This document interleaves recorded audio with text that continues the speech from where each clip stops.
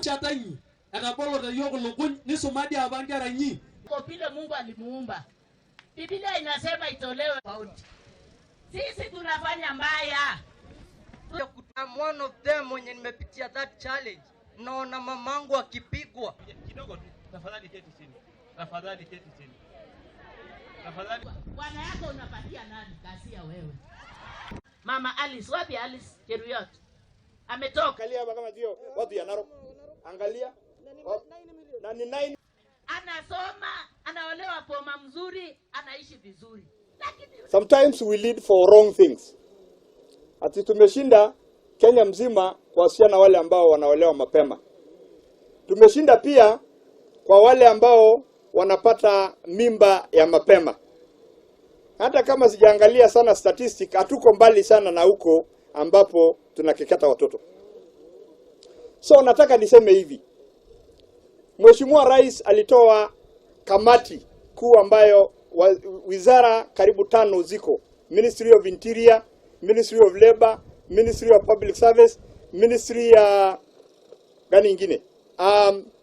Karibu 5. Na leo hii tumekuja hapa kufuatilia ile kamati ambayo ilibuniwa wamefanya kazi gani. Hakuna mtu ameongea hapa kitu ambayo tujawahi fikiria, ambayo tujawahi jaribu. Hata hiyo kijana akiongea nilikuwa na nyamaza tu. Kwa sababu yote umesema tumefanya.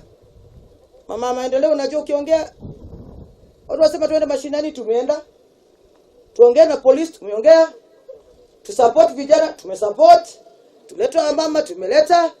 Wazee wasikizwe, tumesikiza. Leo mtoto ndio nitapatia jibu ya Narok. Kwa sababu mimi sina. Sawa sawa?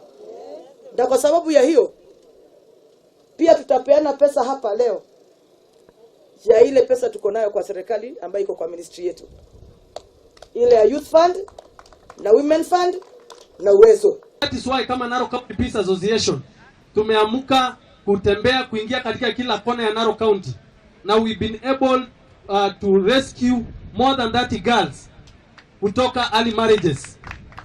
Na pia tumekuwa tukipigania mambo ya kukeketa wasichana kama Narok County Peace Association. Unajua amani inaanza pale nyumbani. Hebu weka mkono hapa juu, hivi tu.